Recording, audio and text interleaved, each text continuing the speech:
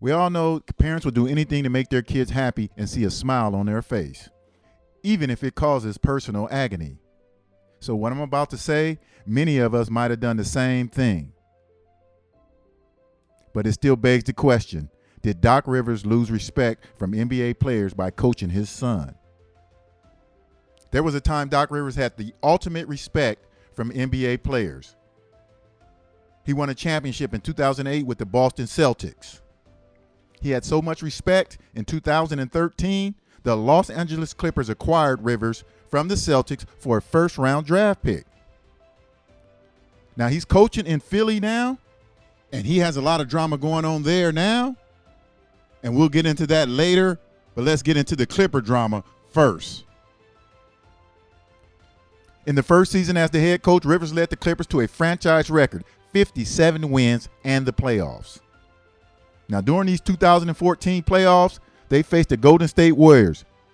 And before that series ended, an audio tape surfaced containing racially insensitive remarks by the then owner, Donald Sterling. And so many of the Clipper players, they wanted to boycott that series. But guess who talked them out of it? You know it, Doc Rivers. He talked the players into doing a silent protest and to continue on with the playoffs. So NBA Commissioner Adam Silver stepped in, banned Sterling for life, and forced him to sell the team. And in August 12th, 2014, Microsoft CEO Steve Ballmer bought the team for $2 billion. And he kept Doc Rivers as the coach.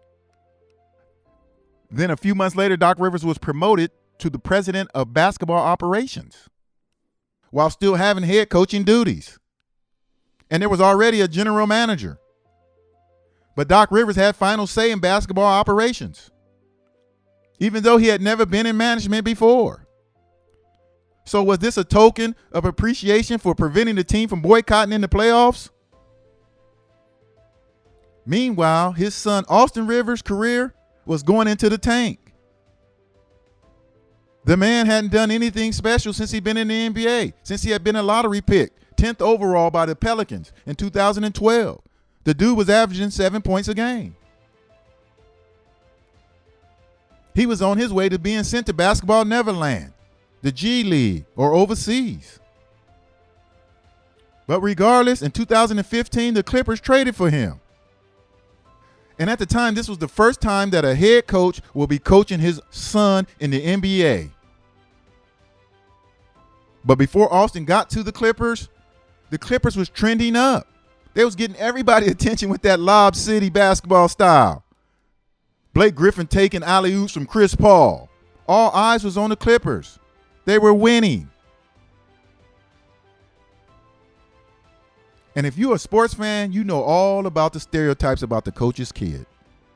They get special treatment. They feel privileged. Well, this was certainly the case with Austin Rivers because he wasn't that good, but he had an entitlement of a superstar.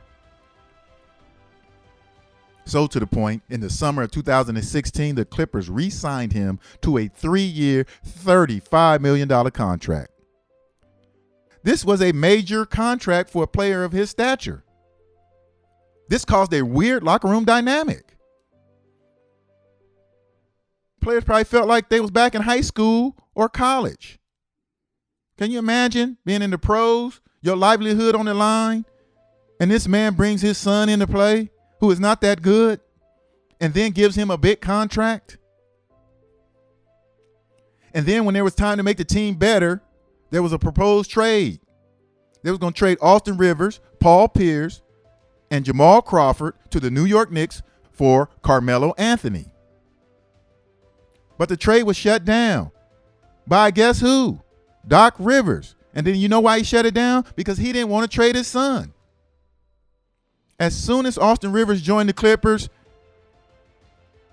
they started trending down. The team performed worse every year. Now, Doc had always had a lot of respect from the players. He was considered a player's coach. So it's amazing that we ended up seeing the unthinkable, where former players said negative things about Doc Rivers and his son. Glenn Baby Davis, who won a championship with Doc Rivers. Look what he said in an interview about Austin Rivers.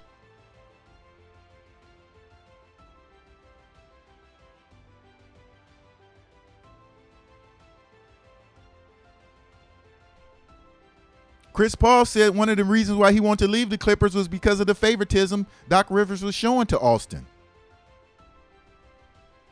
Matt Barnes made a comment about it. Austin Rivers felt like he was a superstar, even though he was a role player. Now, all the key players of those Lob City days, now they all left the team. And Doc is coaching in Philly now. But guess what, y'all? The man has team drama again. He is in a similar situation that he had with the Clippers. He is coaching his son-in-law, Seth Curry. Seth is married to Doc Rivers' daughter, Cassie Rivers. For most of his career, Seth came off the bench. But now in Philly, all of a sudden, he's a starting shooting guard under Doc Rivers. And Doc has another superstar who doesn't want to play for him. All-star guard Ben Simmons has asked for a trade. Hasn't even reported to camp. Now, a lot of this has to do with what Doc Rivers said after that Game 7 loss when a reporter asked him, do you think you can win a championship with Ben Simmons? Doc responded, I don't know. And you know in the NBA, you can't discredit no superstar like that. Then Philly management leaked information that they was trying to trade Ben Simmons, knowing they wasn't trying to trade Ben Simmons. They were just trying to motivate him, and it backfired. I don't know if Ben Simmons has a legitimate reason to ask for a trade. But I do know this. This is the second time Doc Rivers has coached a family member that has ended up in drama, major drama. And if you think it's drama now, what do you think will happen at the end of a game? The Sixers are down a point. Doc Rivers has to draw up one play, and he draws that play up for his son-in-law. What kind of drama is that going to cause?